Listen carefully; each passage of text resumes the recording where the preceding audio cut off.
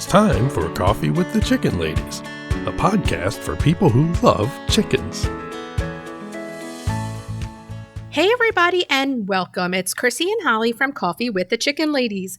We're here and this is episode 114 of our podcast where we talk about everything chicken, family, fun, and more chickens. More chickens. We drink a ton of coffee. I'm talking a ton. But most importantly, we hug chickens every day. And we kiss them too. Don't forget. We brew coffee from a little coffee house here in Bel Air, Maryland. Holly Ann, what kind of coffee are we brewing today? Caramel.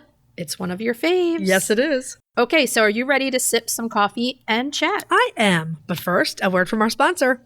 We have some exciting news to share from our sponsor, Grubbly Farms. This month, you can receive 30% off if you're a first-time buyer. I'm a long-time subscriber, and my flock love the healthy, nutritious treats. Orders $40 and more ship free.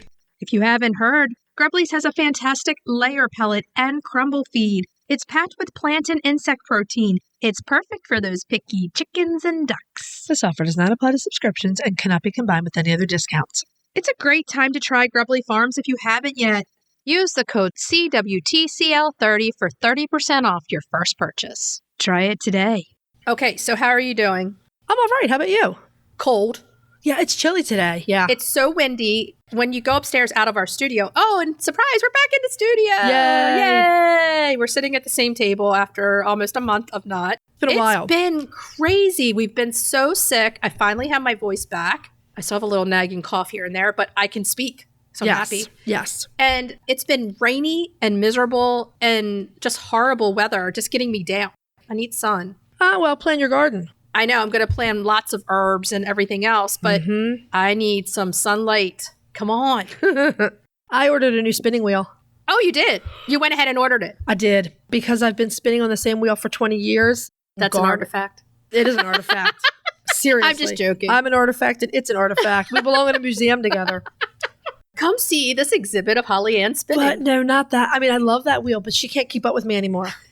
So I ordered a new one, and the new one has a lot of the parts 3D printed. I mean, it's wooden. Yeah. But a lot of the parts are 3D printed, so it's lighter to ship, it's a lighter wheel, and it costs less. So you pulled the trigger on that. You just went ahead and ordered it. I did. Because we were talking about that a few days ago. Yeah, I couldn't make up my mind what I wanted to do, and I don't know, Pete and I talked it through, and I was like, okay, we're going to try this one. Here's what I love about this wheel. It's customizable. You get to paint and finish it yourself. Nice. So the big question here is, will there be any chickens on the wheel? There are a lot of surfaces to paint and customize. Stencils or freehand? I don't know that I'm talented enough to do a chicken freehand. I'll come over and do a chicken freehand. Oh my God, Look at our board. Yes, I see it. No. So our whiteboard, I drew a nice chicken in our office. I was looking at stencils on Etsy yesterday for chickens, sheep, and llamas. Nice. So yeah. Anyway, that's my exciting news. Back to your regularly scheduled chicken podcast. We're back to it. If you're listening to our show and you're loving it, head over to Apple Podcasts and leave us a written review.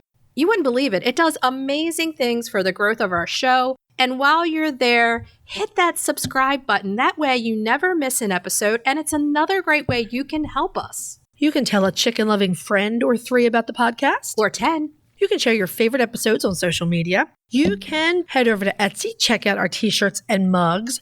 You can become a patron of the show, patreon.com/coffeewiththechickenladies. Check out our levels of membership there. And the other thing you can do to help support the show is visit our show notes, use our affiliate links and discount codes, and buy products from our sponsors. Yay! Hey, Chris. Yeah.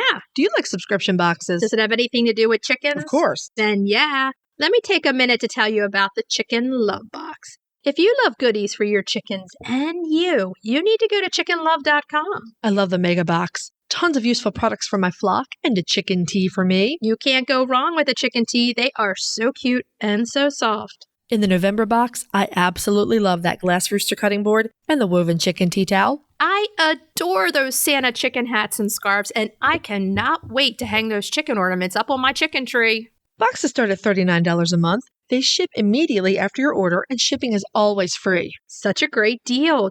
Don't wait. Get off the nest and click already. Use the code CWTCL50 for 50% off your first box of a 3-month subscription or more.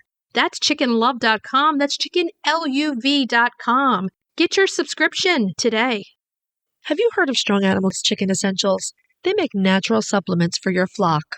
Strong Animals has used plant-based products and natural approaches to promote the health and vitality of backyard flocks. Their products contain organic essential oils, prebiotics, and other natural ingredients to support the immune system and digestive health. Give your chicks and chickens what they need to thrive with Strong Animals health products. Visit GetStrongAnimals.com today. The Breed Spotlight is brought to you by McMurray Hatchery, defining quality for generations.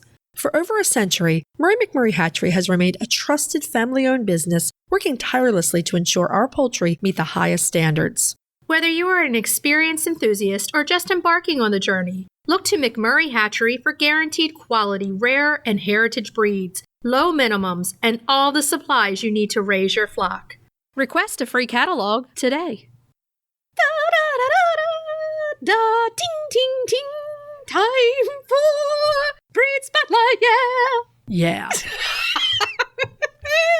That was totally extemporaneous. I looked at your face and I was like, you had no idea what you were going to do. It was stream of consciousness. It was just coming out, like whatever hit me at that second was coming out. It's time for this week's Breed Spotlight, and we are doing the Silkie 2.0. The Silkie, also called the silk fowl or the Chinese silk chicken, is a bantam chicken that originated in Asia. Are all of them bantams? No, we'll talk about that in a minute. No. Okay.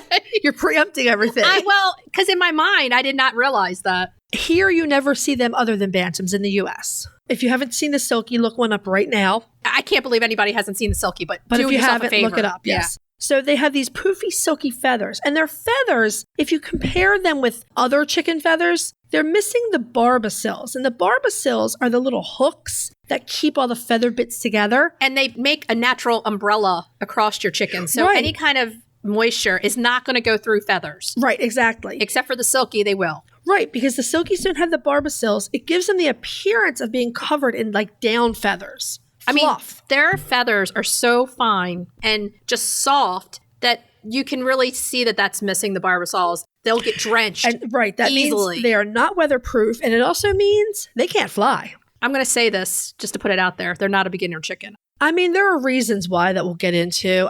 Temperament-wise, yes. A lot of other things, not so much. Nope. So while Silkies are bantams in the U.S., as we already established, we've seen some references to standard-sized Silkies in some other countries in Europe. But even with these standard-sized Silkies, it looks like they'll top out at, say, 3 or 4 pounds, depending on sex. On the brink of bantam, anyway. Right, that's still a very, very small-bodied chicken. Now, Silkies also carry the gene for fibromelanosis, which means their entire body, including skin and connective tissue, is black. Yes. Scientists believe that this genetic mutation originated in chickens native to China. There are some other Chinese breeds that share this characteristic. Exactly. And we see it in breeds like the Ayam Cemani, the Svarthona, the Vietnamese Hmong chicken. They all share that same trait. So if they get wet, you would notice very quickly that their skin and everything is black. Right. Under. Now, Silkies are another breed of chicken that are at least a couple of thousand years old. Oh, yeah. They've been known outside of Asia since at least the 13th century, probably longer. Marco Polo wrote about a silky or a furry chicken that he saw in China, and a few of the earliest naturalists mentioned a woolly hen. They kind of look like that. I can see that, woolly hen. So we don't know at what point the Silkies started showing up in Europe and the UK, nor have I found any information at all on exactly when they arrived in the US. It's like, poof, they're here. We know they were around by the 1870s because they're in the standard of perfection. Right. My best guess is that traders brought them out of Asia and sold them at port cities in the Western world, and they would have been a real novelty, especially if they showed up during hen fever. Especially because they have a different look than most any other chicken you're going to see. Completely unique animal. Completely unique. So everything about them, there's nothing really standard. So you look at them and you're just like, wow, they're so unique. Yeah. There's nothing like them. I haven't seen them documented in hen fever, so they might have come in right behind it. But people were already primed for keeping unusual breed pet chickens. So you think about the Cochin coming from China, which is also another fairly unique type of chicken. Absolutely. And then you have the Silkie. You're like, wow. Yeah. As I do, I checked in with all of the various poultry historians, and they each had their own opinion of the Silkie. If there's one thing you can say about these men, the poultry historians, and that is they all had their own opinions. Especially Louis Wright. So Edmund Dixon proclaimed them worthless as livestock. But what I thought was interesting about Edmund Dixon is that he mentions a type of silkie called the Nankin silkie fowl that looked like a white silkie but had a red comb and white skin and bones. Strange. Right? So Lewis Wright comes to the rescue and he explains that the Silkies were crossed with other bantam breeds to make them smaller. So I'm guessing that what Edmund Dixon calls a silkie Nankin is simply a Nankin silkie cross. Queen Victoria kept some of the familiar black-boned silkie fowl in her menagerie, so that's the silkie of today, or approaching the silkie of today. Tegetmeier admired their gentleness, and he declared them well-suited for rearing pheasants and partridges. He also mentioned that they need protection from the weather. I like that he was pointing out that they are delicate, that they can't stay out in all But he weather. also did say, like, hey, they're good for sitting on your pheasants, eggs, and everything else. Tegetmeier also mentioned that some people had successfully crossed them with cochins and created a silked cochin. That cross must not have flourished because we've not seen it. I mean, when that comes to my mind, that's all I can say is, And then Lewis Wright, he commented that 100 years ago, silkies were pretty good layers. He thought they should have been crossed with Pekins to create the master breed of broody hen. To me, that sounds like a nightmare, man. Well, I mean, you're going to talk about a hen, broody, that's never going to lay an egg. I mean, I guess a lot of the chicken hobbyists at that point, they didn't have incubators. They needed a pretty continual supply of broody hens if they were breeding heavily. Shoo. What I gathered from all of these people is that silkie crosses were not unusual. I think, honestly, what they were trying to do was breed some hardiness into this delicate chicken. Probably. Anybody at that point in time that's keeping chickens, they're not going to have the heat panels that we have today Right, exactly. and all those modern technologies. If they get wet or wet and cold, it's not good news. No. And we know that they're susceptible to viruses and things like that. The last cross I found that I thought was interesting is I found the 1914 publication with a reference to a silkie Langshan. Now, that's just pure craziness right there. Yeah. I mean, that's a huge bird. Yeah. That's We're weird. just going to move along from that one. Yeah. So there is an absolute ton written about silkies. A boatload. I mean, tons. They show up in texts on genetics. They show up in anthropology textbooks. They show up in books on Eastern medicine, cookbooks, children's books, books on showing chickens, general chicken keeping books, photography books, and books devoted exclusively to the silkie breed. I really believe they're one of the most worldwide well-loved chickens. I would agree with that. I just feel like people need to be next level educated on taking care of these chickens. And starting out first time with chickens, I don't believe anyone should get Silkies until they know what they're dealing unless with. they're animal savvy and they're prepared for things like the special care that Silkie needs. Or, heavily researched. Right. I mean, it's not a chicken that you can just go to your farm supply store and get one and then make a little coop and put them out in the backyard. No, They not need really. special care. For a lot of different reasons. Yeah. So this we can agree with. They are ridiculously adorable. Yeah. They're beyond cute. And you know what? We talk all the time about their blue earlobes, which they're the Tiffany pearls from the Tiffany company. They're that color. You want to snuggle them 100% of the time. And here's the thing. They will accept the snuggle 100% of the time because that's their personality. They're very placid, yeah. So they have a walnut comb. Which is different. Yeah, it is. It really does look like a walnut. It's a very apt name. Oh my God, that's ridiculous. Just as we're talking, I enlarged a picture on my iPad. Photo of a Silkie. She's just a white fluff. So they have the walnut comb. They have 5 toes, feathered legs and feet. And as we said earlier, they're completely black down to their skin and bones.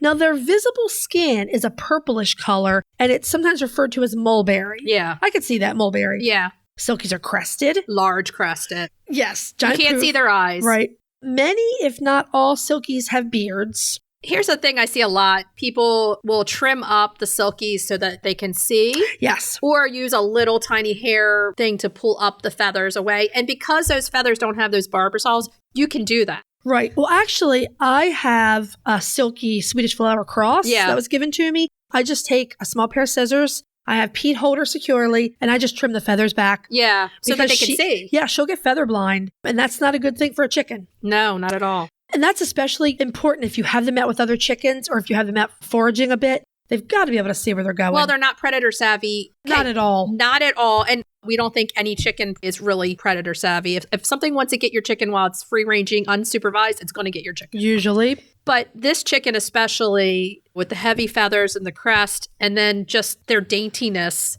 definitely I mean, if not they've been predator essentially savvy. bred as pets, They're like the quintessential pet chicken. They really are. I mean, if they've been bred there for a couple thousand years, they're companion chickens. Yeah, they don't need to bother with stuff that other chickens have to do. Honestly, I think this is one of the chickens that, in my mind, should be a house chicken. We've had this conversation multiple times. I mean, you can definitely keep them outside. You can, but you have to have really a lot of provisions. You do. One of the other things about them is how small they are under all that fluff. Right. So the hens are usually about 2 pounds. Roos are about 2.5. I mean, they're bantam size. They're very small. So that's the other thing. If you're introducing them into a normal size flock, keep in mind, they're tiny. Maybe if you start the flock all together, that would be okay. Yeah. But if you have a normal size flock and then you're bringing this dainty bird in that can't see well, that's only 2.5 pounds, you could have some trouble. So Silkies appeared in the first printing of the American Poultry Association Standard of Perfection in 1874.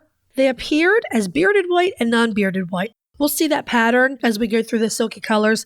Bearded and non-bearded are in 2 separate classes, as they should be, really. Yeah.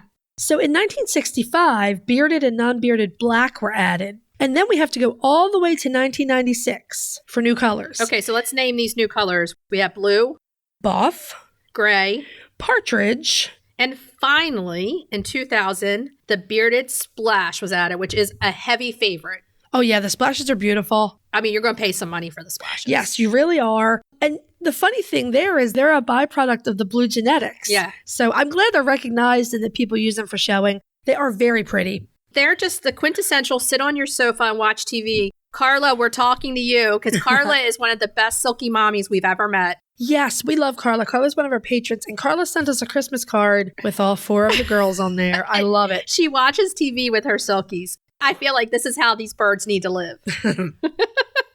Okay, so let's go into hens laying. They lay about 3 small white or cream eggs per week. And I was wondering if all the poultry historians from the 19th century, did they consider 3 eggs a week really good, or did Silkies lay more then? I don't know. I'm thinking 3 eggs, they probably said no good. Like they were probably like, we need like a 5-egg layer. A capital layer. Yeah. But the thing is, then they're worth their weight in gold and broodiness. Absolutely. There's a saying that says a Silkie will sit on a rock and be broody. So they're known to go broody so quickly. Very easily. Mm-hmm. If you have a Silkie or 2 and it's a small family, they're going to feed you an eggs for 3 a week. Now, my honeysuckle, who is my Silkie cross, she'll pump out 3 to 4 eggs a week, and she is going on 6. Nice. So I don't know where that comes from. She's such an amazing layer. She's only gone broody once since I've had her. We could put this out to the listeners. If you have Silkies, let us know how many eggs you get per week. We would love to know. For what we're reading, it's saying about 3 a week, which, 3 a week and you have multiple, that's going to feed your family all you need. Right.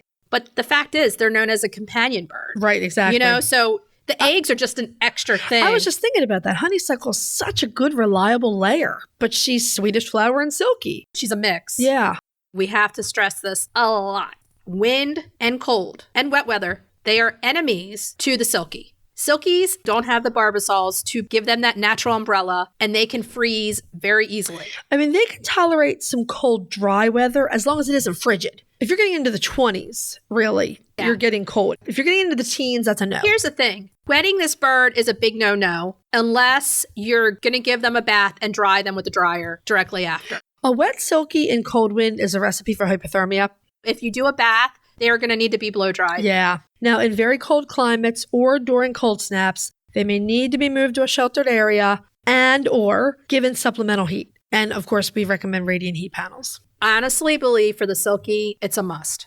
There might be some Silkies out there that have survived rough conditions, but I bet you my last dollar that they're not going to have a long lifespan. 2.5 pounds, first of all. Right. There's not a lot of body weight to keep them warm. And then their feathering is different. It's not as protective as normal chicken feathering. Right. So they can't puff their feathers up to trap that heat down in there. So they're definitely going to need supplemental heat. Yeah, absolutely. This is one of the provisions. If you're going to have Silkies in your regular yard, you may have to have a pop-up. Right. And a panel heater to bring into a garage or a basement or a laundry room when it's cold. Right. Now, as we've said all along, they make fantastic pets. They have this gentle nature and they're like a fluffy cloud. And I think that often leads them to house chicken status. Just their cuteness. Their cuteness and wanting to snuggle and just wanting to be around people. Everybody wants to be around them. They're just like one of the chickens that I could see being a house chicken just so easily. Oh, yeah. They're also very good show birds, though if you're showing Silkies, there's probably a lot of competition. Oh, yes. They're excellent broody hens, as we've said. Now, we don't consider them an ideal homestead breed, though they will help out in the garden like any other chicken. They're more of a companion chicken. We're going to shoot it to you straight. If we say that this bird was a great homestead bird, we're going to put that out there. This is one that both of us agree is not a good, ideal, going to work the farm on the homestead. This is a companion chicken, it's purse chicken. Absolutely a purse chicken. There's no doubt about it. You have to be able to do the research and make the provisions so that this breed will have a long and healthy life. Right. If not, they may not live as long for you. Exactly, right. So, where do we get Silkies? Well, first of all, there are lots and lots of breeders out there. And lots. We would not be doing our jobs if we didn't say that Silkies can have delicate health and they are predisposed to certain ailments, including Merrick's disease. Also including upper respiratory problems. Yeah. So if at all possible, make sure your chicks are vaccinated. And McMurray Hatchery does offer vaccines for their Silkie chicks. They have unsexed Silkies, because they're bantams, right, available in black, blue, buff, and white. So here's our number one takeaway. This chicken has to be vaccinated against Merrick's. It's not a risk worth taking for this particular chicken and for the rest of your flock. Exactly. If you're going to go anywhere, find a breeder that vaccinates or go to McMurray Hatchery. You know they're completely reputable and you can get the vaccines right there. You can get Merrick's and coccidiosis at I would McMurray, do any vaccine offered on a Silkie. There's also the American Silkie Bantam Club as well. They have a website and a Facebook page and lots of good information there. I always forget the Silkie is a Bantam. I've always mentally had them in their own category because they're so unique. Me too. Like, I don't even have them in a regular or Bantam category. Yeah. It's just Silkie standalone. Right. If you have pictures of you and your Silkies, we want to see them. Pour those Silkie pictures in. I want to flood our storyboards with Silkies this week. Send them to us over on Instagram. We would love it. If you're looking for a chicken coop that's produced in a planet-friendly, sustainable way, try Nestera. Each coop is made from highly durable, 100% recycled plastic that keeps the equivalent of up to 2,000 shampoo bottles out of a landfill. Their clean, modern design will fit into any garden or run area and comes with an industry-beating 25-year warranty and a range of handy accessories. Simple to put together, so quick and easy to clean, and most importantly, red mite resistant. Your chickens will love it. Quick shipping from Amazon.com or Nestera.us. Use our code CWTCLP10 for 10% off. Check them out today. Roosty's proudly sponsors Coffee with the Chicken Ladies. If you're raising chicks or keeping chickens, take a look at Roosty's store on Amazon.com. We've personally tested their products and we're huge fans. They have their famous nesting pads, those fantastic chick water and feeder kits, do-it-yourself port feeder kits, water and nipple, and water or cup kits. And you don't even need to drive to the stores. They're all available for Prime delivery on Amazon.com. Visit Amazon.com and check out the Roosties range or follow the link in our show notes. Okay, so let's move on to main topic. Yeah. We are super excited to welcome this week's guest. Sally Coulthard is an international best-selling author. She's written more than 25 books, and she's here to talk with us this week about her newest book, Fowl Play, A History of the Chicken from Dinosaur to Dinnerplate. She's a columnist for UK Country Living magazine and really an all-around amazing chicken lady. Sally, welcome to the show. Welcome. How are you doing? Thank you very much. I've never been described as a chicken lady before, but I shall wear that title with great pride. Definitely. So you're probably going to be pretty familiar to all of our UK listeners. So for everyone in the US and around the world who might not know your name, can you tell us a little bit about yourself? Of course. So I'm a writer primarily, but I also run a small holding here in North Yorkshire, which is a rural county in England. And it's very small scale, but I keep rare breed sheep, lots of chickens, geese, and along with that, my unruly family as well. We all share this space and it's glorious. It's just, very gentle life living in the countryside. Suits me down to the ground. You love it. I do. They give you so much happiness. So how can you not love it, right? That's so true. And, I think it's been a bit of a journey to get to this point because I spent a lot of my early working life in London, working in TV and doing quite a sort of stressful job, but it was quite exciting. But I realised that something was missing. And for me, kind of coming back to the countryside and living a much kind of calmer, gentler life where I'm in touch with animals and nature, it's been transformative. So I can heartily recommend it for anyone who's very stressed at the moment. For sure. For sure. Yeah. We know that you have lovely Soay sheep, another rare breed that's on the conservation priority list here in the US. But what kind of chickens and poultry do you keep? What breeds? So thinking about this, I made a little list of what's currently in my coop at the moment, because over the years I've had lots of different breeds. Some kind of your absolute bog standard hybrids that I've kept for just being kind of really reliable laying chickens. But as time gone on, I've realised that certain kind of chicken breeds have different personalities. And so I've become more drawn to some of the bantam breeds. I've got 3 different types of silkies. I've got lavenders, a little variety called millefleurs. I've got black mottled silkies. I've got a little Wyandotte, a little blue laced one who's very cute. I've got a couple of Polish, a couple of Pekins. I've got a wonderful cockerel called Andy, who's a light Sussex. He's absolutely magnificent and very tame. I've got cream leg bars for laying blue eggs, a big fat marron for brown eggs, and a lovely Welsummer as well. It's a real mixture in there. That's a nice group of chickens. A lot of my type of chickens in there. I'm going to have to come over and visit you and visit all these beautiful chickens that you have. Give them a cuddle. They're very cuddly. I'm impressed. You have a Wyandotte. That's American bred chicken, and they're beautiful. They're so beautiful. I didn't really know much about them, but I have a friend who runs a business called Chickens to Your Door, which does rare breed chickens. We know she's a mutual friend of ours. Well. Oh my God, she's amazing. Libby's been on the show a few times. She gets everywhere, that girl. She gave me as a present this little blue-laced Wyandotte, and it's so pretty. The feathers are exquisite. And she's just so calm and gets along with the other chickens and things. So yeah, she's one of my favourites. What's her name? Do you know what? She hasn't actually got a name. I keep veering from naming chickens and not naming chickens because there seems to be a curse on our farm that as soon as you name anything, it gets eaten. Oh, no. No. Maybe we should name her Libby because Libby gave her to you. That would be so cute. That's such an amazing idea. In that case, you're on. But I've got some chickens that are named after kind of feminist icons. And then the kids named some of the chickens after kind of pop stars. You've got a strange kind of mixture of things going on in there. But yeah, I always feel like if you get really attached to a chicken, usually that kind of singles it out for being eaten by a fox. So like, oh no, I better not name it just in case. I'm very curious about your feminist names. Do you have an Emmeline Pankhurst by chance? I don't, but I've got a Mary Beard. Do you know Mary Beard? Yes. I've got a Joan of Arc. I've got a Marie Curie. I like Perfect. this. Those are great. It's so funny we can both relate to you because Holly Ann names according to historical women, and I have 2 daughters. So my oldest hen that I have right now, who's 8, her name is Bubbles, and she was named when my daughter was 5. You have the mixture of the kids are like, let's name her Bubbles. Okay. And it's sticks. Yeah. So it's so funny. It's fun. And that's one of my favorite parts around chick time and getting the chicks. My girls and I sit down and we have to brainstorm names. It's the fun part of it. Oh, it's so good. I know. Well, I named our cockerel after my dad because my dad's such a nice chap and a real kind of gentleman. And Andy, because we raised him by hand, he's ever so gentle, but he's a real kind of defender of the flock as well. So I thought, I'm going to name him after my father in honour of his great personality. That's nice. I really like that. Light Sussex are so gorgeous too.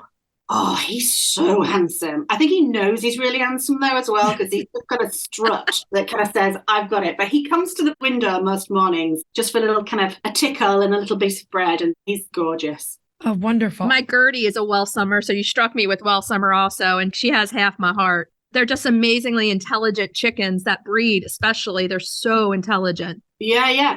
Have you found any difference in kind of hybrids with sort of rare breeds in terms of kind of temperament?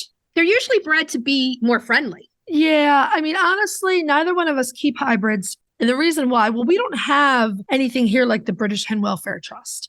Right. But the reason neither one of us keep hybrids, or 2 reasons actually. The first is because they're more subject to things like reproductive cancer than the heritage breeds. Yeah. And the other answer is because the hybrids tend to be so sweet and friendly, we would get our hearts broken in 2 or 3 years because they don't live as long. Their life expectancy is so much shorter because of the genetic breeding that goes on to get them to that certain point. And like Holly Ann said, they're bred to lay eggs a ton.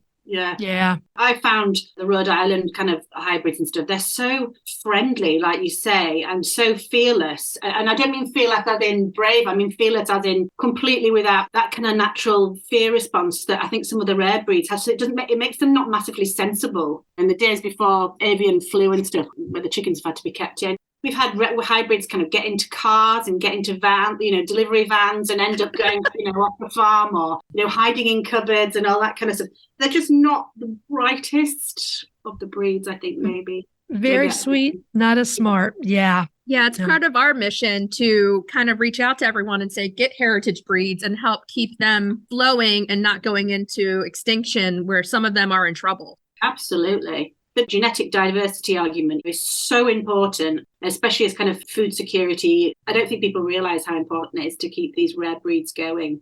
Right. Sure. If everybody just keeps getting hybrids, the rare breeds will be gone. And then what are you going to make your hybrids from? Yeah. Let's go on to this. You just published your 29th book. Oh, we love it. Your books are amazing. So cute. This is your 29th book. So what prompted you to dive into the history of chickens? A lot of our podcasts, it's built on the history of chickens. So that's why it really struck us. So I've been thinking about it for a while because as time goes on and I get more engaged with food welfare issues and animal welfare issues, I've been getting crosser and crosser about things to do with hen welfare and chicken welfare and all that kind of stuff. I suppose I realised that there was a really fascinating story to be told when I read in a British newspaper, it must have been quite a long time ago now, about, I think it was an American university, who'd done this experiment with chickens to try and recreate the walk of the Tyrannosaurus Rex. And they basically strapped kind of toilet plungers to the bottom of chicks and then kind of monitored how the walk of a chicken changed with effectively a weighty tail behind it. And the result of the kind of science was that the chicken's gait changed from that kind of tiptoe stepping that chickens do to a kind of like cowboy swagger. And it's fascinating because it's a fascinating scientific experiment. But it's also, I'm deeply uncomfortable about animal experiments as well in lots of ways.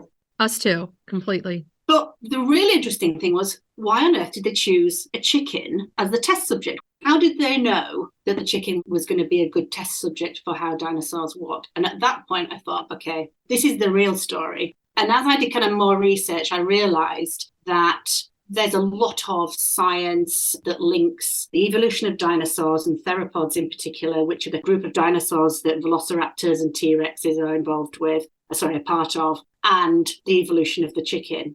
And this just blew my mind because I thought, how many people know that scratching around in their backyard is basically the closest living relative to the T-Rex?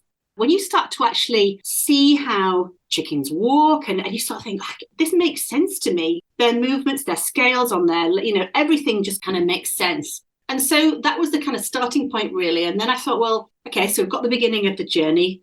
How do we go from this point, this incredible survivor of the asteroid that destroyed pretty much 3/4 of our life on Earth and was an ancestor of the dinosaurs? How have we got from that to the point where you can buy a bucket of chicken wings for £2? And these animals aren't even viewed as animals. They're not sentient creatures. They're not animals to be valued. They're just a commodity.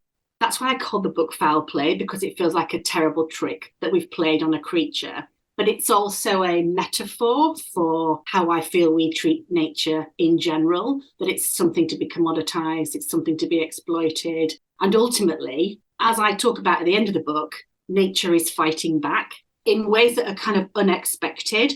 We start to get things like bird flu, which are coming out of industrialized farming, which is then affecting things like vaccine supply. So we're harming ourselves by harming animals. So that sounds like a depressing story, but also within that, I was so fascinated by how the chicken had been used as a metaphor for lots of things, how it's been worshipped, how it's been idolized, how it's been vilified throughout time and throughout different cultures. The chicken has kind of waddled along beside us and kind of been an unwitting viewer to human story. It's part of what we're trying to do. We're trying to get people to understand and appreciate the beauty, the intelligence, the emotional capacity that this animal has. And it's been stripped away throughout history, right? It started as a dinosaur and then went through all this and then became a food commodity. But the chickens, they're highly intelligent. They have the capability of loving. And to bring awareness to this is something that we feel so strongly about. They fall through the cracks for medical care, and they deserve veterinary medical care when they don't feel well and they're sick and everything else. That's really one of the themes that runs through the book, the fact that chickens are not animals. It's easier for people to do the things they do to chickens on an industrial level if they're not viewed as animals. Absolutely. You strip that capacity that they don't feel pain. Right. All of those things. Mm-hmm. And that for me is the fundamentally interesting avenue. A lot of my books, I'm writing a book at the moment about the history of the countryside. And I'm fascinated by that relationship that people have with their environment and particularly with animals. And I must confess, I'm not a vegetarian. That's a kind of moral question that I've come to terms with and I've thought about a lot. And for me, the guiding principle is that if we're going to utilize an animal, we have to do it with respect and compassion and humanity and all these kind of things, because it is a contract. You know, we take something and we have to give something back. And that kind of philosophy for me applies to lots of things, not just chickens. It applies to, cereal farming. It applies to how we look after our pets. We seem to have got so far away from where we should be, really. Totally agree. So what was the most surprising thing that you learned as you did all the research for this book? There were so many things, so many moments, and I hope this came across in the book where I thought, what? I mean, some of the funnier bits of the book, especially about kind of ancient Greece and Rome, are about some of the crazy... For fans of chickens, it's quite difficult to talk about. The idea of sacrifices or weird medical cures that involved kind of parts of chickens that you wouldn't really want to kind of be using. And the fact that ancient Greek culture really celebrated the cockerel because it was this kind of virile, aggressive animal. And that's where we get the association between cockerels and sort of masculinity, especially kind of toxic masculinity from. And that I found really interesting. I suppose on a kind of farming level, I found it really interesting that really chickens were a kind of non-animal in terms of the farmed landscape until really recently. And that pretty much until about the Second World War, most people didn't even bother with chicken. It was either an expensive luxury or it was something that you ate when absolutely it had exhausted all its other functions. It was basically a spent hen, or it was a cockerel you didn't want anymore. And I thought that was extraordinary because now chicken is the most eaten meat of all the meats, and it's promoted as this kind of healthy option, this kind of thing. But that's a new thing. And eating eggs on such a quantity is such a new thing. It's a real kind of shift in the sort of human diet that's only happened in the last 100 years. I found that really interesting because it shows that what humans have eaten over time has massively shifted.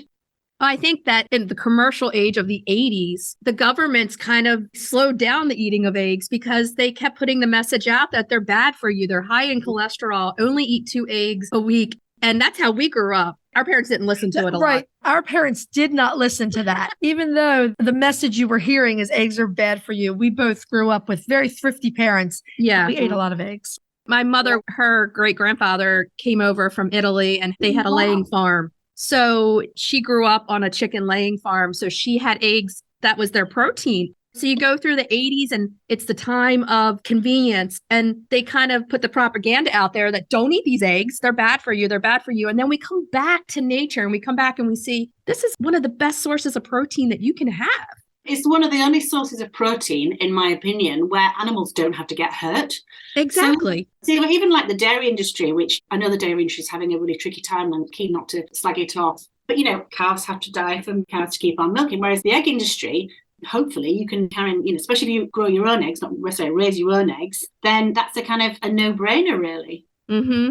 I always say everybody should have at least 4 hens if you're allowed to in your area. If they want to. Yeah. It gives you a feeling of you respect the animal that gives you that egg. And like you said, you don't have to feel bad. They're not going to be hurt. It's a natural process. Where it comes in is battery hens. Yeah, exactly. Let's abolish that and give them the respect that they deserve. They're amazing, amazing creatures that have somehow over the years fallen through the cracks. Yeah. Talking of eggs as well, I found it really interesting to find out about how eggs were formed in a chicken and the fact that as they're coming out of the chicken, they're sort of spinning, or the fact that chickens lay them wide end first. Seems eye-watering to think about it. I never even realised that was thing. All these kind of processes that happen in life that everyone ignores are so fascinating. And that's kind of the core, I think, about these books that I write. Well, that brings me to my next question to you. What is your biggest takeaway from all this research? Only buy free-range chicken or free-range eggs. That's literally the take home, which at the moment is really challenging because so few eggs can be classed as free range at the moment with bird flu. I don't know what the situation is like with you guys in the US, but it's desperate here. And to get out of the mentality that to have meat every day is normal, and that if we eat less but better, it's better for everybody and it's better for chicken welfare as well. That was the main sort of takeaway from the book, really. I love it. I was also really amused by humans like to kind of cutify things, cutify animals, and they're also kind of fluffy and gorgeous, and aren't they just sweet, and they never do anything wrong, or all that kind of stuff. And I was thrilled by a lot of the research that said kind of how Machiavellian chickens can be and how sort of scheming they can be sometimes with their coop colleagues, or the fact that, there's this really defined pecking order that's really rigidly enforced, like a kind of medieval court, where you have, the leader with his kind of courtiers, and then there's a kind of female chicken with her courtiers and stuff. And I just thought, wow, that's amazing. But that makes them more interesting and that makes them more impressive than if they were just kind of, sort of cute creatures. We always say it's better than watching TV, right? It is. There are two things that really fascinate me when, just watching chickens. The first is if you spend any amount of time watching them, you're struck by the fact that they remember things really well. Yeah. And the other thing that always gets me, like every day I marvel over this, watching a chicken figure something out that I probably couldn't figure out as quickly. They'll spend tons of time solving a problem. It's really fascinating. Yeah. I love the fact that they know things like, so we have automatic doors on our coops, the ones that open and shut with the levels of light. And I love the fact that they just kind of know. They know when it's time to go to bed and they know when it's time to get up. And all those kind of processes just kind of happen automatically. And I love the fact that they're sort of so in tune with their environment. We have one chicken in particular. It's always the first in the queue. I don't know if you always have this with your chickens, but there's always one that's kind of much punchier than the rest. and he's always kind of like first at the queue when you're feeding them. And this one practically kicks down the door of the coop to kind of get out in the morning and it runs across to the feeding tray. And I love that. They've all got such different personalities. It's amazing. They really do. Each flock has its own society. It's fascinating. Yeah, you say, oh, that one's a queen. That's for sure.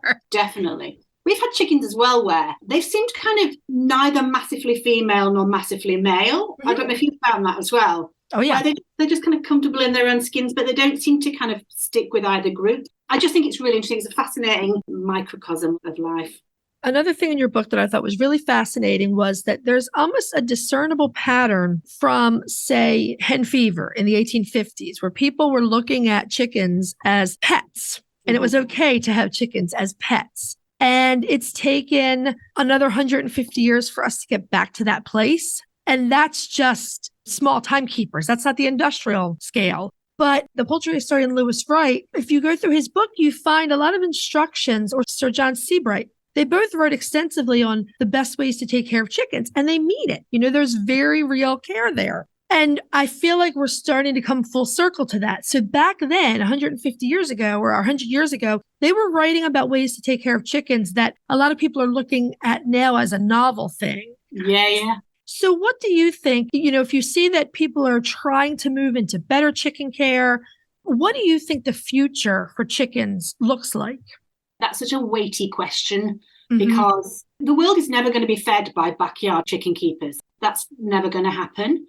But for me, a kind of fundamental reshape of industrial farming that takes into account chickens' behaviour and well-being and all that kind of stuff, that's what I hope for. And that for me comes on the back of people changing their shopping habits and eating habits.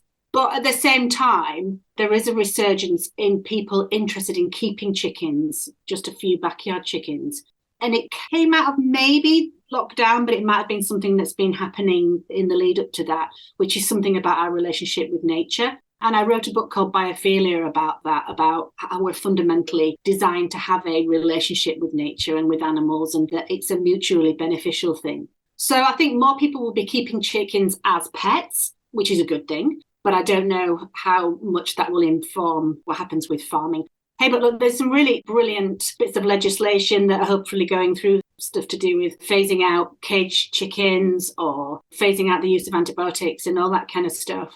It's an ongoing project, isn't it, really? Yes. Just have to kind of keep talking about it and keep being positive, really. And it's never like farming bad, it's a dialogue that people need to have. a lot of it's to do with consumer habits, and that farmers are only responding to need often, and they're not being paid very much for farming chickens as well. So they're not getting an awful lot out of it. It's one of the things that when we talked with Jane Howarth last year, she started her crusade by working along with the industry versus working against them. So she says working along with the industry, you can get much better results. Yeah, absolutely. Because essentially you've got to get people on board. People are always much more persuaded by things by being enticed rather than punished into change. When I was doing the research for the last chapter of the book, which was about the future of chicken farm, it did slightly fill me with horror, the idea that chicken eating or eating of chicken meat does seem to be carrying on growing, and not just growing a little bit, but growing kind of exponentially as other parts of the world open up to industrialized chicken farming. And I think part of the response to that will be there's some interesting developments about artificial protein. And I think when people eat chicken nuggets, I don't think they're really thinking, isn't this chicken delicious? I think they're just probably thinking, isn't this thing that's covered in... Yeah. So finding kind of meat substitutes and all that kind of stuff, I think is possibly a way to go as well. Definitely more humane, that's for sure. Yeah. Mm-hmm.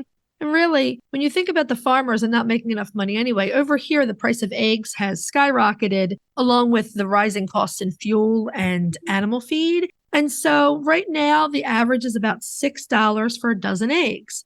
I personally don't think that's terrible. That's 50 cents an egg for the farmer. And you know, he spent way more than that, or she spent way more than that caring for those chickens. And that's the thing. The farmers themselves love their animals. They want the best for their animals, but they're being pushed by the industrial part of it to produce.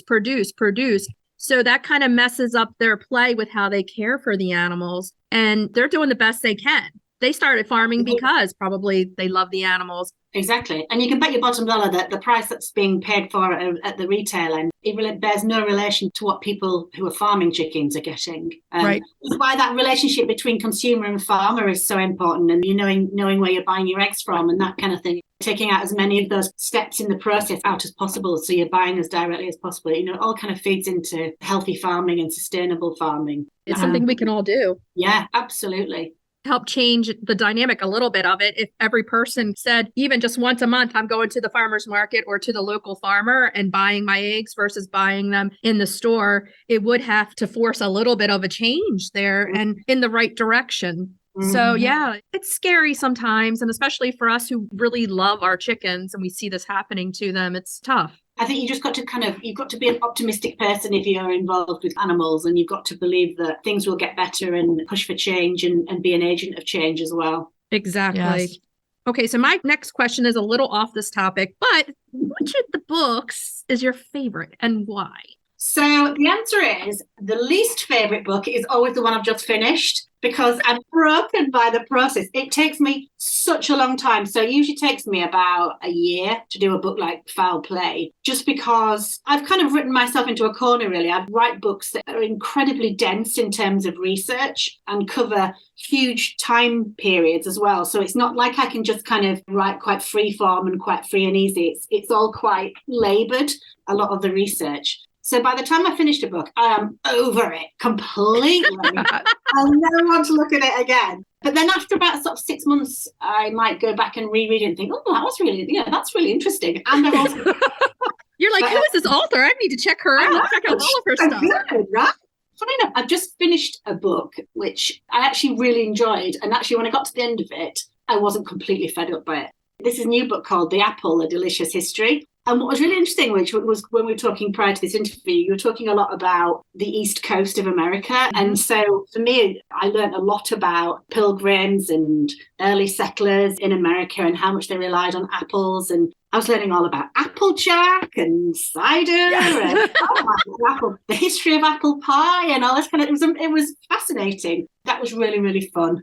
I can't wait for that one to be published. That's going to be next year. But I mean, it's quite similar in format to the chicken one in the sense that it takes you on a historical journey. But what a glamorous fruit that is. It starts off in the Tian Shan Mountains near Kazakhstan and kind of, drifts through ancient Greece and then it goes everywhere. And then we end up in Polynesia. It's such a glamorous story. So, yeah. You know what? You don't find many people that don't like apples. Most people love apples. Mm-hmm. The taste is just very satisfying. The crispness, the sweetness, you can go less sweet, different types. And also their products, especially alcoholic products, are so brilliant. I think we're the only country that calls it hard cider. In the rest of the world, the alcoholic cider is just cider. Is that right? Correct. Really? Absolutely. Yeah. I did not know that.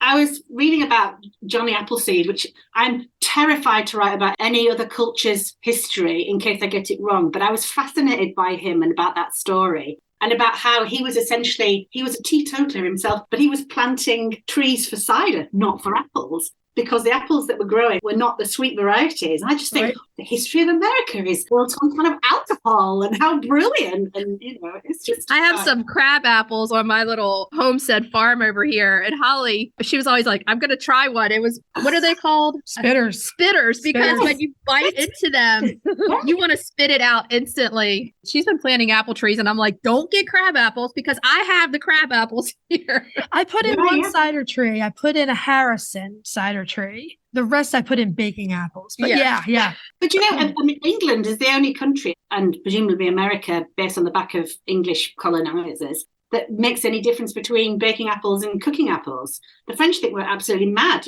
Apples are just apples, and you can use apples in all kinds of different, but there we go. I honestly can't wait until that book comes out because I am apple crazy. But I just want to say to our listeners, longtime listeners of the podcast know that one of the things that drives me crazy is that histories of chickens are often written with no source material. And this wonderful book of yours is a properly written history with loads of beautiful, beautiful endnotes. Bless you for noticing that. That's from one academic to another. Yes. You've got to name your source. And what was fascinating is that every time I do a book, I read, a lot of the information I get via the internet, and luckily there's lots of research papers and things on the internet, so I'm not relying on Wikipedia. But just how much of it is just not true? Exactly. And it's just not bloody true, pardon my language. Just write something, put it out there, and it's supposed to be taken as a truth. And a lot of it isn't. Yeah. The current bane of my existence is the belief that moisture in a coop causes frostbite. Cold causes low temperatures. That's it. That's what causes the frostbite. Presumably frostbite's caused by water within the chicken's body. Right. So blood supply will go away, tissue will freeze, exactly. But having moisture in a coop, say a bowl of water in a coop, does not make your chickens get frostbite. But people believe this by the thousands. Love it. That's hilarious. I do wonder what they think of the snow being kind of tropical jungle birds. They must just think, what the hell is it? I know. Mine hate it. I have to shovel out their entire run. They won't step on it. I'm not surprised. Do you guys get really, really cold temperature? It never gets below about -5 here, but you guys must have some serious... Right around Christmas, it was dangerous. It was 0 Fahrenheit. What does that equate to in Celsius? Let me look real quick. So 0 Fahrenheit is -17.778. No. Yes. Okay, that's cold. Does it kill the chicken if it gets really cold? It can. And people believe that chickens, because they're part of Ice Age, can just be out there living it up. That's the other often repeated thing, is that chickens evolved in cold temperatures to be cold hardy. No, there are certain breeds that do better in the cold than others, but no, biologically, they are jungle animals. Yeah. And yes, really high temperatures can kill them. But 32 Fahrenheit is freezing here. And anytime you get about 10 degrees below that, it's a danger zone for chickens. So you start to see frostbite. And a lot of us have moved to using radiant heat panels. It's the same technology as the brooder plates. Yeah. It's a panel that you can put on the wall of the coop, or you can mount it on feet. Super safe. They don't make the coops too hot. And people literally get in screaming tooth and nail fights about this online. It's crazy. Do you know what? I think I need one of those in my bedroom at the moment. In the book, talking about cold chickens, I loved the little story that I found because I was talking about how the chicken sailed across Polynesia and managed to get to places like New Zealand and Easter Island and stuff. But I loved the story of the French sailor recently who took his chicken Momo all around the world on his boat. He knitted her a little coat for when they were on the Arctic Circle so that she could kind of go out, and she looked so smart in her little knitted coat. I thought, I want one of those. That is adorable. He connected with this chicken, and the chicken connected back with him, and they're best buddies. And the capability of that is there. Yeah, completely. I love that in the book too, just talking about it's okay to have pets. It's okay to keep animals because they give you pleasure to have around. Absolutely. Do you know, funny enough, I was having this conversation with a friend only yesterday. She said about herself, I feel like I'm too soft to live in the countryside because I love animals so much. And I thought, isn't that an interesting thing to say? As if somehow you have to be hard-hearted to cope with the death life and all the things that happen. And I said, you're absolutely the right person to live in the countryside because we need people with compassion and to do things properly. Exactly. So we've talked lots about your books. Can you tell us a little bit about your column in Country Living? This is Country Living UK for our American listeners. It's an awesome magazine. It is fantastic. We love it. It's like dream job because the Country Living team are so nice to work with and have pretty much left me to my own devices. And so every month I just kind of choose a topic and I talk about lots of things like, say I'm talking about chickens, I might delve into the folklore and the history, but I'll also talk about the practicalities of looking after chickens or unusual breeds for different egg colours and all that kind of stuff. And I'm just kind of riffing really on sort of life in the countryside. And it's heaven. Yeah, it's a really lovely, really job. And I'm very lucky that we have a brilliant photographer that comes twice a year to take pictures. And so the whole thing is a really lovely package. So yeah. I'm going to be doing that for at least another year and a bit, I think. It's a joy, isn't it? And when you work with nice people, that's the dream. Yeah. And it's such a beautiful magazine that when you sit down, we always say it's like taking a 5-minute vacation. And the magazine is formatted so beautifully. The photography is gorgeous. Yeah. And everything that you're reading and looking at, it's like you can get taken away for a few minutes and then come back to your real life. Yeah, there's always a sort of slight fantasy element to all kind of magazine. And the thing I try and do in my column is kind of bring a note of sort of realism as well and the idea. Yes. And we talk about sometimes some quite tricky issues. We've talked about theft and squabbles and animal welfare and ecology and all these kind of things. It's not just kind of bunting and tea parties and that kind of stuff. Because that's not really what country life's about, is it? Really? Okay, so tell us about some upcoming projects. You told us about Apple history, which we're going to get that book as soon as it comes out for sure. Amazing. And so do you have any other upcoming projects that we need to know about? So I am currently writing a book for HarperCollins at the moment. This is called A History of the Countryside in 100 Objects. I'm about a third of the way through it at the moment. I'm just for coming out of the Anglo-Saxon era, which is exhausting and quite grisly, most of it. But it's fascinating, and I'm learning as I'm going about. So I've started right back at the sort of Mesolithic age, which is about 12 to 14,000 years ago. And it's all about how the countryside has evolved and how the countryside has developed as opposed to wilderness, basically, because the countryside is a man-made landscape. So I'm talking about domesticated animals, I'm talking about fields, tools, villages, superstitions, all that kind of stuff. So that's due out, I think, at the beginning of 2024. And then when that finishes, I'm writing a series of little nature books. So I've done one about like the hedgehog and the barn owl and the earthworm and stuff. So I'm going to do the Book of the Frog. Oh, nice. Yeah, really cute. And frogs are fascinating and sort of little understood. So that's going to be interesting. After that, who knows? I quite fancy doing a book about dogs, about the history of dogs as human companions, but also as kind of animals involved in work and hunting and all that, like all the different facets of dog life. So that would be very interesting. And it's quite kind of universal, isn't it? You could bring in livestock guardian dogs because that's another major job of the dog is to guard livestock. Absolutely. And a bit about that in the history of the world according to sheep. A lot of the sort of domestication of dogs is thought to have been as a result of the beginnings of sheep farming and the fact that no one wanted to chase these bonkers sheep around the landscape. But, how that process happened is fascinating because wolves would have been untrainable. So I just find the whole thing about sort of domestication. How the hell do you get an animal to do what you want it to do? And it's not a process that happens overnight. It must happen over generations and generations of choosing tame animals and all that kind of stuff.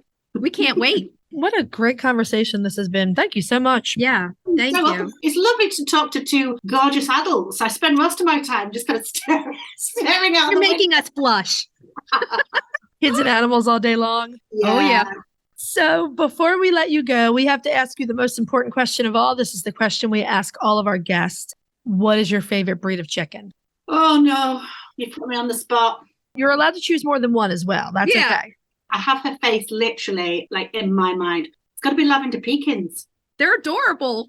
I don't know if it's because the personality of the particular Lavender Pekin I have has won me over. She's called Betty and she has a limp and she's had a limp ever since she was a chick. But she's redoubtable. She is tough.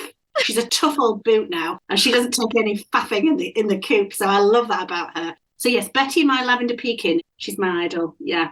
I don't know how she keeps clean. She always looks immaculate, like a kind of glamorous older lady. She just looks so polished. I don't know how she does it. They're this big, huge, wide ball of fluff, and then they're so low to the ground that you're like, how in the heck? Like you said, do they stay clean? They glide. You're so right. They do glide. Sally, we just want to say this has been a brilliant conversation with you this morning. We've loved it. We love your book. Everyone listening, read this book, Fowl Play. Yes. It's a history of the chicken from Dinosaur to Dinnerplate. It's amazing to sit down and delve into this book and really take it in and understand the history of the chicken this way. You cannot look at chickens the same way once you have all of these things in your brain. You can't. But thank you so much for talking with us. It's been awesome. Oh, look, girls, it's been such a pleasure. Thank you so much. And I really appreciate all the cool questions and brilliant conversation. We'll talk to you soon. Bye. Bye-bye. We just want to thank Sally one more time for spending a really delightful hour with us. The chicken history in this book, you do not want to miss it. Go get yourself a copy. Links in our show notes. Yeah, it's awesome. Okay, so let's move on to Cracking the eggs. cracking those eggs. This week's cracking the eggs, we're doing Savory buckwheat crepes. crepes are good no matter what time of the day. Seriously, you can fill these with eggs for breakfast. You can put salad in them for lunch. Dinner, fill them with something yummy, veg and whatever. So let's start with the ingredients. 2 eggs, 1.5 cups of milk, a half a teaspoon of baking soda, half a teaspoon of salt or sea salt, whatever you want to use. Yeah. 2 tablespoons of sugar, 3 tablespoons of butter, and the all-important ingredient, 1 cup of buckwheat flour. It's a lot easier to get buckwheat flour now than it used to be. Yeah. And if you need to do gluten and dairy-free, the buckwheat flour is naturally gluten-free. And instead of milk, use oat milk or a plant milk. Exactly. So this is a really easy recipe because it's one bowl. I love one bowl recipes. Love one bowl. So you're going to grab your mixing bowl. You're going to add your eggs, your milk, baking soda, optional salt, sugar, and melted butter. And you're going to whisk it just to blend. Right. Then you're going to add the buckwheat flour and you're going to whisk it until it's smooth. Here's an important thing. Your batter's going to be thin. Yeah. Pop it in the refrigerator for about half an hour and let it settle. Let it do what it does. Batter seems to work better when it's a little cold. Yeah. Especially when it's thin batter. I agree. So when you're ready to cook, you're going to put a large skillet or a crepe pan over medium heat. And as soon as it's warm, you're going to grease it with butter or you can spray it with cooking spray. Mm-hmm. And then you're simply going to do the way you usually do crepes. Couple tablespoons of batter, tilt it around so it coats the bottom. It's like a trick. It's kind of like you get used to how to turn it. You have one of the spreaders. I just pour it in because I have a big crepe pan. So just doing the crepe pan. You have to get used to the spreading. It's a move of the wrist. No matter which way you're doing it. It's a certain move you have of to the get wrist. used to it. And then once you have it, even if you have it, if you haven't done it for a while, your first few crepes aren't going to turn out. Got to get back into it. Don't fret. It'll get easier. Those are the chef's snack, right? Yeah. So it only takes like a minute to cook, if even that. You're going to see it start to get golden. You're going to pull it up, flip it over another 30 seconds. That's it. That's it. You can start stacking them with a towel to keep them warm. And we like this recipe because you can fill them with whatever you want. Hey, if you want to fill them with scrambled eggs and bacon or whatever. Yeah, so we did these savory. You can easily make these dessert crepes. Just up the sugar a little bit, and you could do like sauteed apples in there. That's what I was thinking. You could even bake some apples and then just fill them with that. A little bit of whipped cream or creme fraiche. Strawberries, fresh strawberries Yeah. in the summer or the spring. You can make this your own. It's a perfect base recipe. I really, really like them savory. I like them with like spinach and tomato and maybe some smashed white beans in there. That's like a good lunch one. So good. It really is equally good with more sugar and apples. I love it that way too. Well, you're coming over to the DiCarlo side with sugar. Well, if I put 4 tablespoons, how many do you put in? 100. I'm just joking. So make some crepes. Send us some pictures. We want to see what you do with this. Absolutely. Let us know how you like it. Okay, so let's move on to retail therapy. Retail therapy. Yeah. This week's retail therapy. Vintage chicken napkin rings and or napkin holders. We love a chicken set table. We've got some chicken napkin rings too. We have some of those. And when we get together, we like to make it special. If we're working, it's real quick. But if we're getting together for lunch or something, we try to set the table, make it pretty. Make it pretty. So we want to talk about what kind of options you got out there for your chicken napkin rings or napkin holders. There's a large variety and they come in all different styles. If you're trying to be a little bit more upmarket, there are some vintage Martha Stewart pewter rooster napkin rings that are quite nice. I have a lot of stuff. Nuh-uh. And the ones that I have found have either been at consignment stores or thrift stores. Now, you can always go to Etsy and eBay and look for them if you need them in a pinch quickly. But I have found all of mine in the wild, and I never pass up a chicken napkin holder, ever. Oh, never, never. I do have some very small, very fancy card holders that are meant for putting like on a buffet. Yeah. I think they're silver-plated roosters. Nice. And I got them with an eBay gift card that you gave me a while ago. But where I was going with that was the rest of the ones that I have are thrift store finds. Yeah, I mean, you can really find them out there. There's this little consignment store in my area called the Shabby Button. I can't remember if I've taken you there. You have not. Yeah, we have to go there. The They heck is have wrong? like a whole farmhouse room. And Yeah. I've gotten a lot of my chicken napkin holders there. I think I got 4 or 5 of them for $9. Wow. That was a really good deal. And believe it or not, I got my chick napkin holders, the wicker ones, from Joann Fabrics Oh, that's cool. at the spring and Easter time. If you ever want to do chick stuff, Easter is the time to look for it because you can go to Joann's or different places like that. For Easter, chicks are a big thing. A lot of the chicken napkin rings are going to be ceramic. Yeah. And one of our absolute favorite ceramic companies, Fitz and Floyd, Oh, yeah. has these really elaborate hen and chick napkin holders. Ooh, They are the cutest, but they're also pricey. And I've never seen them in the wild, obviously, only on Etsy. Some of the stuff you're waiting for somebody else to find in the wild somewhere and then put on Etsy or eBay. Right. The other thing that we haven't talked about yet, which you can find a lot of, are napkin holders. When you set your table for like a little luncheon or whatever, napkin holders is the thing where you put the napkins in between both sides. Right. There are some really pretty napkin holders. There's some cute ones. I've seen plain black metal rooster silhouette. Yeah. I just pulled one up on McMurray. You see that one? Oh, is yeah. That's wooden like roosters. 70.